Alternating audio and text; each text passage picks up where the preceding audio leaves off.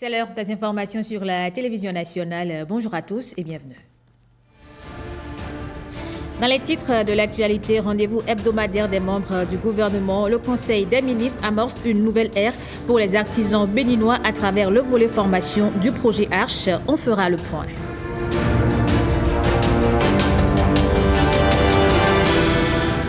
En dossier du jour, on s'intéresse à la francophonie. Une de ses missions, promouvoir la paix, la démocratie et les droits de l'homme. Création et évolution de cette organisation, c'est à suivre.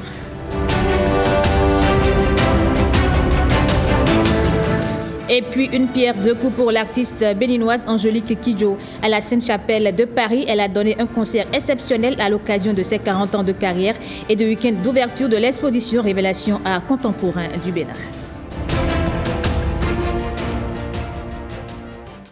Bonjour à tous et bienvenue dans ce 13h. Le volet formation du projet Arche entre dans une nouvelle phase. Bientôt 3000 artisans auront les rudiments nécessaires pour faire face à la concurrence. Les centres dédiés à la concrétisation de ce rêve viennent d'être sélectionnés. On fait le point avec le porte-parole du gouvernement. Ce mercredi 9 octobre 2024, sous la présidence du chef de l'État, M. Patrice Talon, le Conseil des ministres s'est réuni et a pris les décisions dont voici la teneur. S'agissant de communication, en point 1, sélection des centres chargés de la formation des artisans béninois au titre de l'année 2024 dans le cadre de Arche Formation. Pour rappel, le volet formation du projet Arche vise le renforcement des compétences professionnelles des acteurs, prioritairement des artisans. Seront progressivement pris en compte ceux des autres secteurs de l'informel, avec pour finalité d'améliorer la qualité de leur production, conséquence de leur capacité globale à générer des revenus.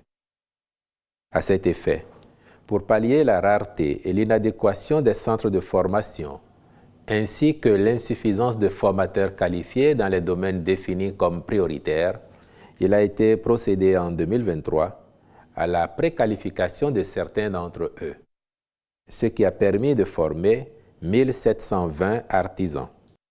De fait, une base de données de centres de formation de référence pouvant assurer les formations recherchées a été constituée avec l'appui des experts métiers internationaux dans les secteurs des énergies renouvelables photovoltaïques, du froid et de la climatisation, de la pâtisserie, de la boulangerie. Il en est de même de la transformation agroalimentaire, de la plomberie, de la mécanique automobile et de la transformation de lait de vache en fromage. C'est donc de ce répertoire que proviennent les centres retenus pour les formations à dispenser cette année au profit de 2676 artisans. En point 2, contractualisation dans le cadre du projet de construction d'un centre de transfert de déchets solides ménagers à Kogbato, à Cotonou.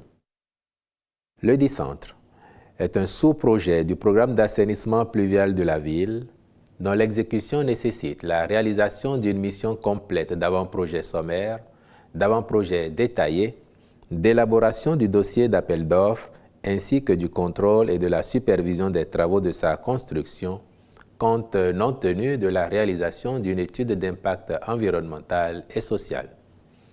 En marquant son accord pour la contractualisation irrelative, le Conseil a instruit le ministre du Cadre de vie et des Transports, chargé du développement durable, de veiller à la bonne exécution du cahier des charges. Au chapitre des mesures individuelles, sur proposition des ministres respectifs, les nominations ci-après ont été prononcées. Au ministère du Cadre de vie et des Transports, en charge du développement durable, directeur général des eaux, forêts et chasses, M. Adjakou Akoutan Adjenda. Au ministère de l'Agriculture, de l'Élevage et de la Pêche, directeur général de la Société béninoise de développement des semences végétales et des plants, M. Balbir Singh. Au ministère des Affaires sociales et de la microfinance, secrétaire générale adjointe du ministère, Madame Sakinatou Gambari Imoru Adegute. Directrice générale des Affaires sociales, Madame Nadège Aoga. Conseiller technique au suivi des projets, M. Bruno Gbehento. Directeurs départementaux ainsi qu'il suit. Atakora, M. Bertin Ndakwagu. Atlantique, Mme Mélanie Asogba. Borgou, Mme Koteina Noma Setei. Colline, Mme Geneviève Arao. Koufo, M. Nicolas Egui. Donga, Mme Elodie Gounou-Kora. Littoral, M. Noah Agbafa Padonou. Mono, M. Étienne N. Noupo. Et puis Zou enfin, Mme Ariane Adjolohun, je vous remercie. Cotonou abrite depuis le 8 octobre une revue à mi-parcours du Fonds africain de développement.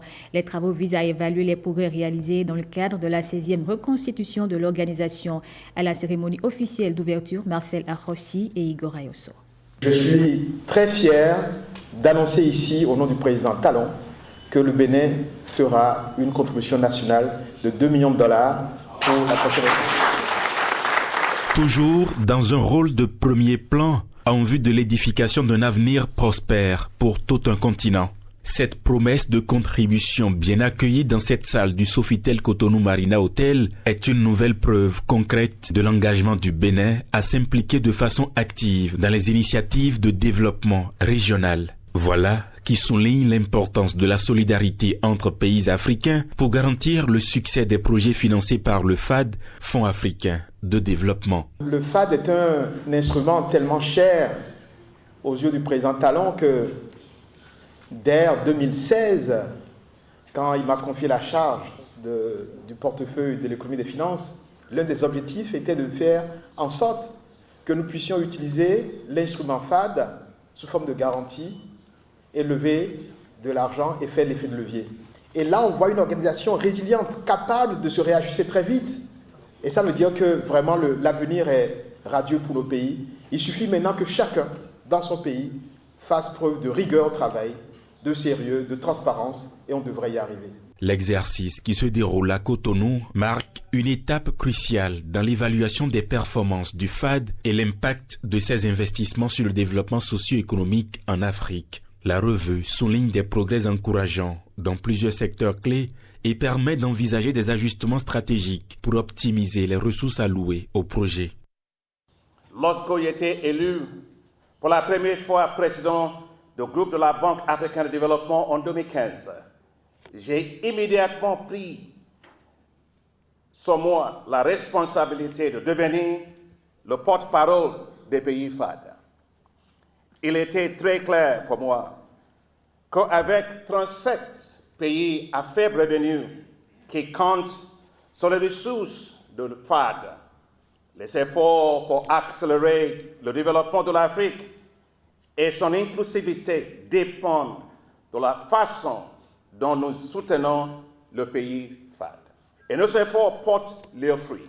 La plateforme créée à Cotonou met un accent particulier sur la transition énergétique, la lutte contre le changement climatique et l'inclusion sociale. Les visites à la zone industrielle de Glodjibé dans le cadre de la Journée mondiale du coton se poursuivent.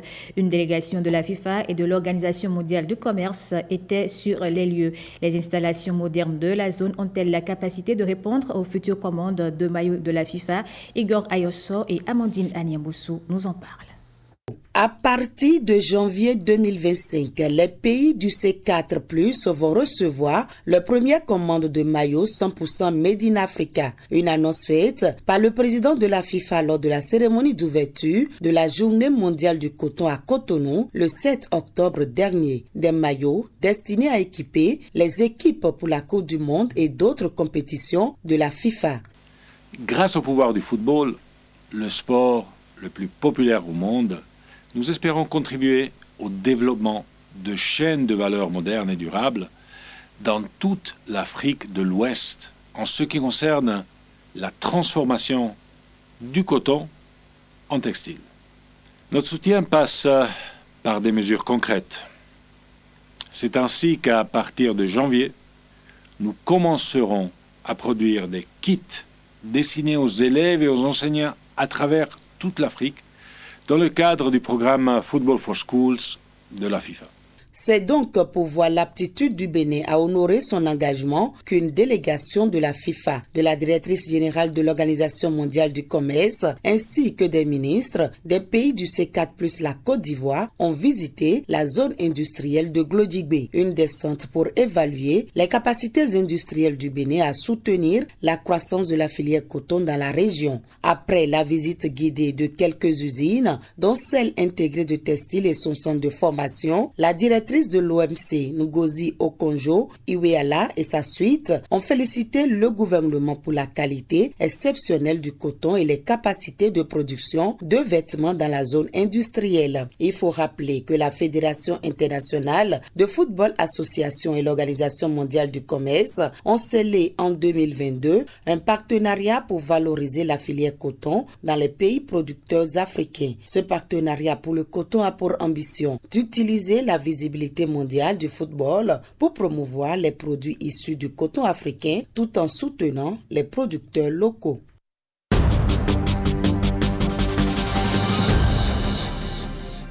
Le 5 octobre dernier, la France a accueilli le 19e sommet de la francophonie, une organisation née de la volonté de certains chefs d'État, notamment africains, au lendemain des indépendances pour promouvoir le rapprochement des peuples.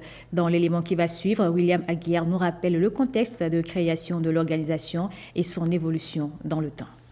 Tout est parti d'une agence, l'Agence de coopération culturelle et technique, créée en mars 1970 à Niamey au Niger.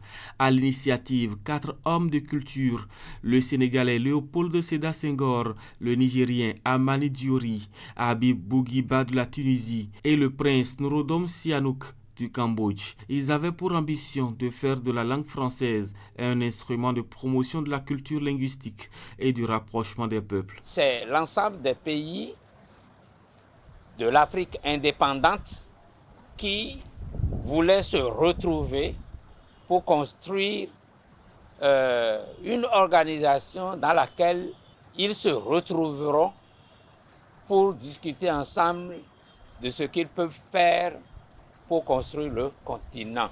Elle est dès le début une organisation décentrée qui, enfant de la décolonisation, a voulu revendiquer une langue que nous avons en partage.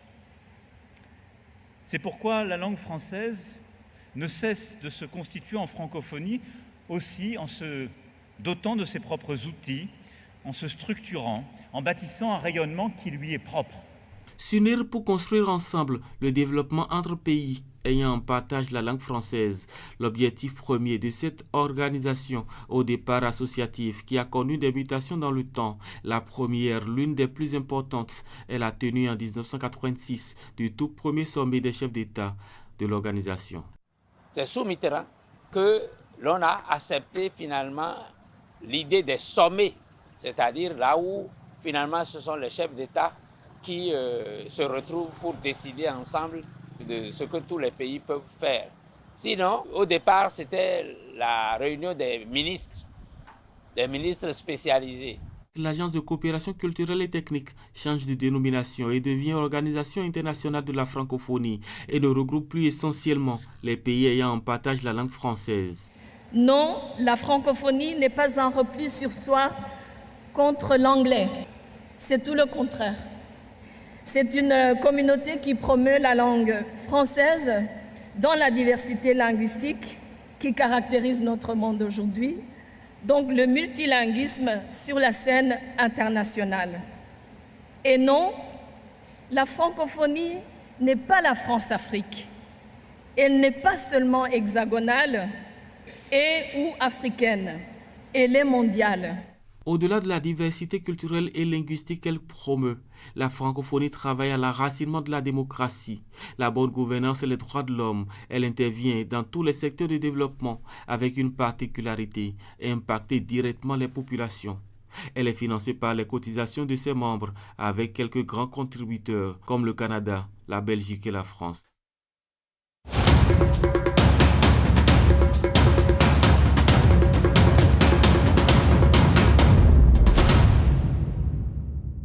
Je vous le disais en titre, double événement pour l'artiste béninoise Angélique Kidjo. Elle était en concert à la Sainte-Chapelle en France pour marquer 40 ans de carrière musicale et le premier week-end d'ouverture de l'exposition Révélation Art contemporain du Bénin. Les temps forts avec Jérôme Arumba.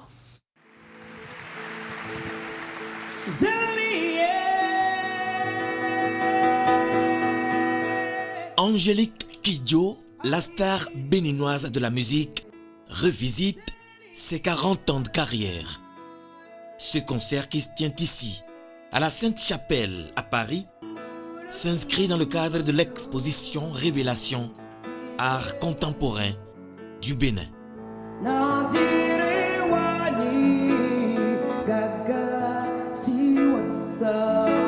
C'est le talentueux pianiste Thierry Vaton qui accompagne cette voix suave, tant désirée des jeunes mélomanes de par le monde.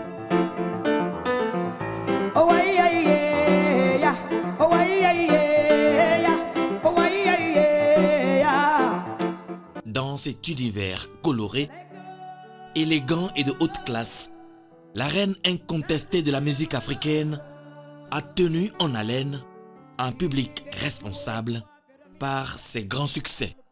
Du haut de ses 5 fois lauréate des Grammy Awards, mais aussi lauréate de l'Académie Charles Cros, Angélique Kidjo a une renommée planétaire reconnue. Depuis 1980, elle a publié plus d'une quinzaine d'albums. Depuis plus de 20 ans, Angélique Kidjo est ambassadrice de bonne volonté de l'UNICEF. Sa présence à l'exposition Révélation Art contemporain du Bénin est la preuve d'une organisation bien pensée pour le bonheur des milliers de spectateurs, mais aussi d'une politique culturelle et artistique béninoise ouverte sur le monde.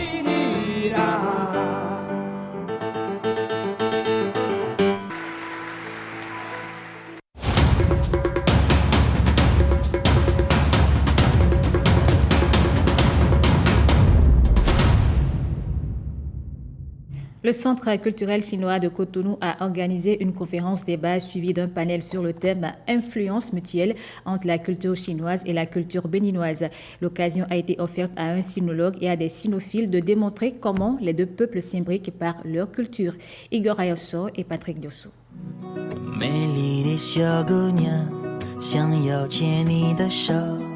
Originale cette mélodie en langue chinoise. En voici la version originelle. En langue béninoise, le mina. La version chinoise, les Chinois eux-mêmes en ignorent l'origine réelle. Surtout dans la zone sud de la Chine, dans les provinces de Zhejiang, de Hunan, de Hubei, on voit des Chinois s'habiller comme les Béninois. On voit les Chinois qui jouent à nos tam-tams comme nous les jouons. Voilà une illustration de l'influence mutuelle entre les deux cultures chinoises et béninoises. Autre exemple, le centre de recherche sur le Bénin dans une université chinoise. L'université Jiao Tong de Chongqing, c'est un centre qui a été créé en 2017 et je suis même un consultant extérieur de ce centre-là. Je suis allé et j'ai eu la joie de voir que les Chinois ont exposé sur le développement des partis politiques au Bénin. Ils parlaient chinois, ils parlaient du Bénin comme s'ils sont des Béninois. Présentation inaugurale du Dr Maurice Conti. Panel à 3 avec Dr Julien Segbo et Dr Léoncio Lamadou-Sello. Pluriel questions et réponses des participants dont Maurice Denon et Alade Kofi Adolphe. Je suis allé enseigner la danse béninoise en Chine. En quelques jours, ces enfants ont commencé par danser le Hungan d'Abomey, le Tipenti de la Takora d'Onga, le Tchenkume de Savalo. Le Bénin et la Chine unis faisaient déjà, font encore et feront toujours des enfants dits mignons. En langue font Fignon, l'un des prénoms de l'enseignant-chercheur Dr Maurice Conti.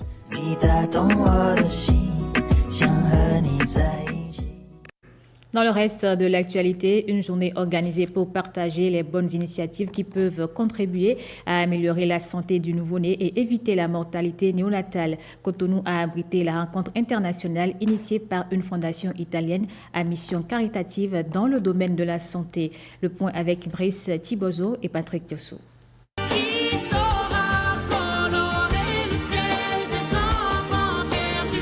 Les enfants perdus.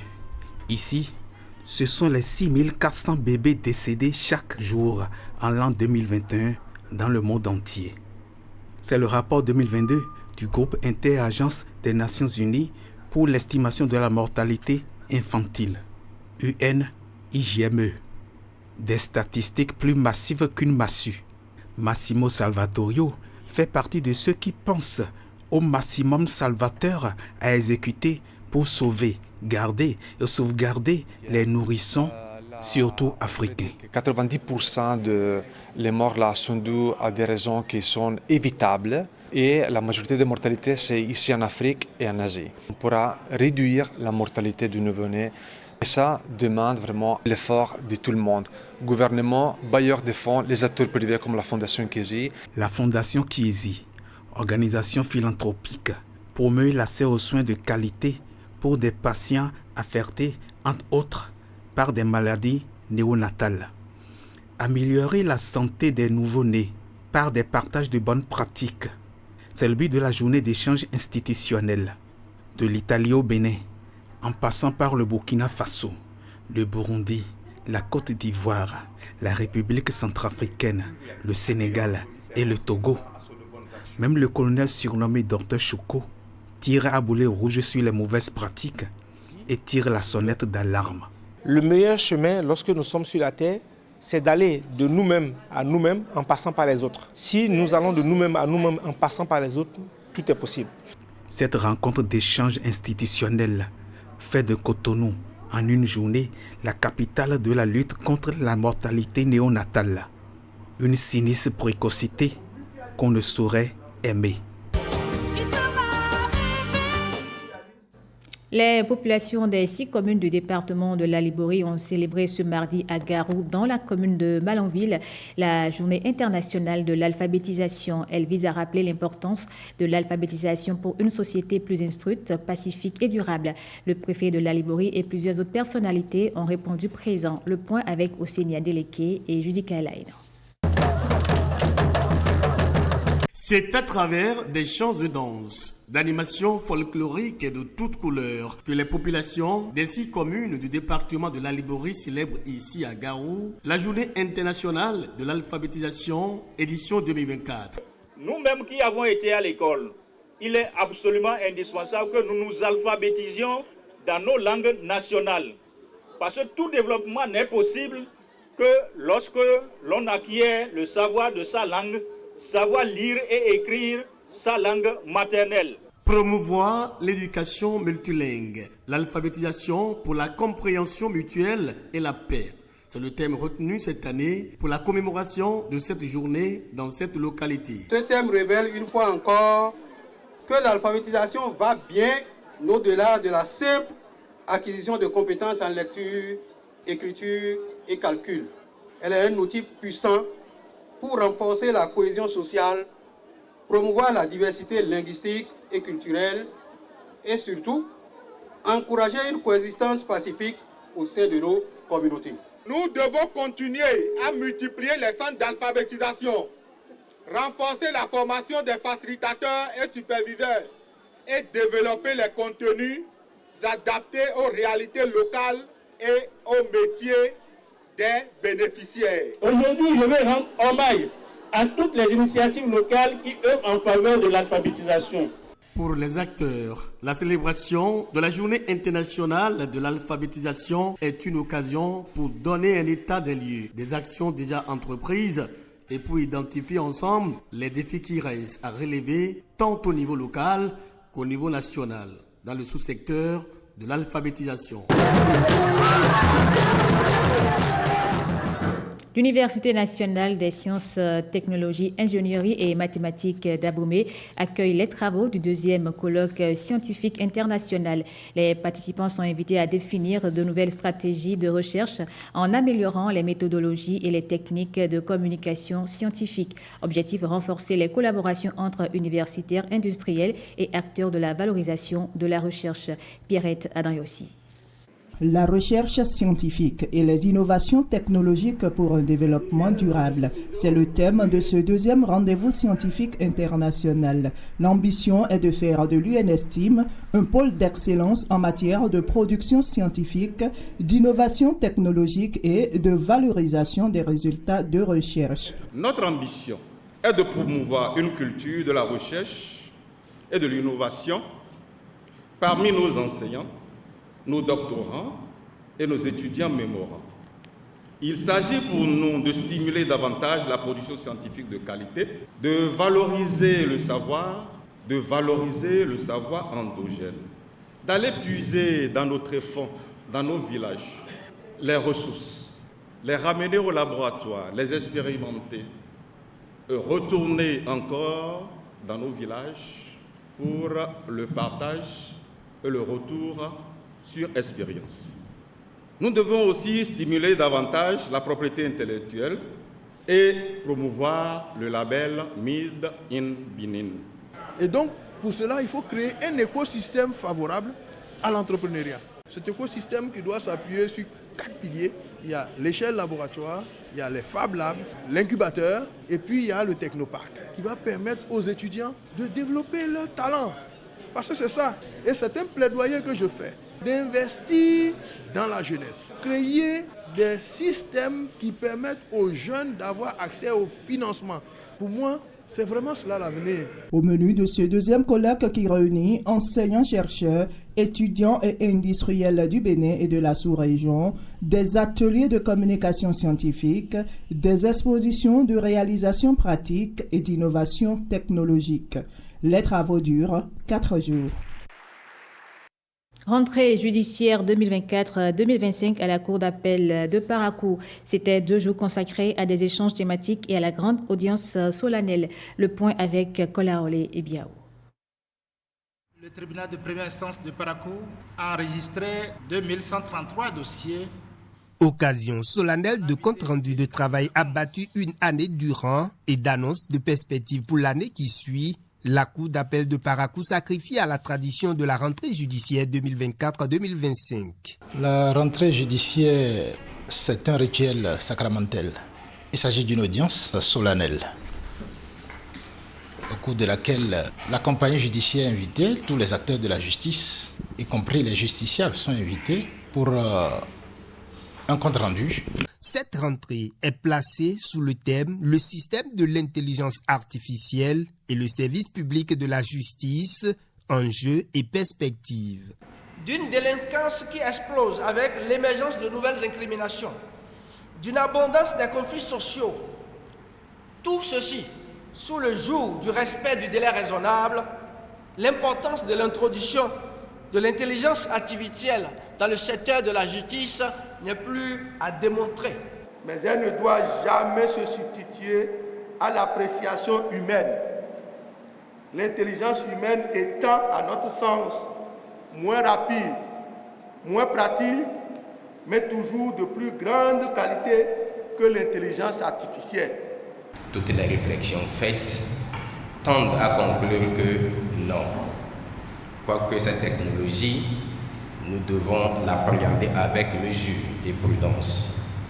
L'Union nationale des magistrats du Bénin rassure du professionnalisme de ses membres et sollicite juste un peu de moyens pour améliorer la qualité de leur travail. Nous sommes des hommes et femmes formés, compétents.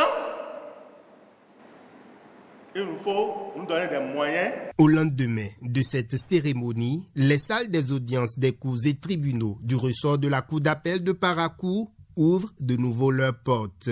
Le premier président demande aux justiciables de leur faire confiance. Dernière escale de ce journal, le point de l'actualité internationale avec Alessandra Diotan. Lourd bilan au Niger du fait des inondations. Des pluies exceptionnelles y ont fait 339 morts et plus d'1 million de sinistrés depuis juillet, a annoncé l'agence nigérienne de presse. Un précédent bilan du ministère nigérien de l'Intérieur faisait état, le 4 septembre dernier, de 273 morts, plus de 700 000 sinistrés et 278 blessés. Lors d'une conférence de presse conjointe au Caire, les ministres des Affaires étrangères jordaniens et égyptiens ont exprimé leur solidarité avec le Liban face aux récentes frappes israéliennes, notamment celles visant la capitale, Beyrouth. Cette prise de position intervient alors qu'Israël intensifie ses opérations militaires contre le Hezbollah dans le sud du Liban. Le ministre jordanien a particulièrement mis en garde contre le risque d'une escalade régionale, rappelant la dévastation à Gaza et la montée des tensions en Judée-Samarie au cours de l'année écoulée. Il a accusé Israël de pousser la région vers une guerre régionale totale. Le prix Nobel de chimie a été décerné à l'Américain David Baker et à un tandem formé du Britannique Demis Hassabis et de l'Américain John Jumper pour avoir percé les secrets des protéines en s'appuyant sur l'intelligence artificielle et l'informatique. Le jury a salué ces chercheurs qui ont réussi à déchiffrer le code des structures étonnantes de protéines et leur découverte offre un potentiel énorme. Parmi une myriade d'applications scientifiques, les chercheurs peuvent désormais mieux comprendre la résistance aux antibiotiques et créer des images d'enzymes capables de décomposer le plastique, a précisé le jury. L'ouragan Milton s'approche des côtes de Floride aux États-Unis qu'il devrait bientôt atteindre. Repassé en catégorie 5, la plus dangereuse, il pourrait être le pire des ouragans en un siècle. Selon Joe Biden, les ordres d'évacuation se sont multipliés alors que la FEMA, l'Agence fédérale de gestion des situations d'urgence, est dans la tourmente. Et voilà qui met un terme à cette édition du journal. Merci à vous de l'avoir suivi. Je vous retrouve à 19h avec plaisir.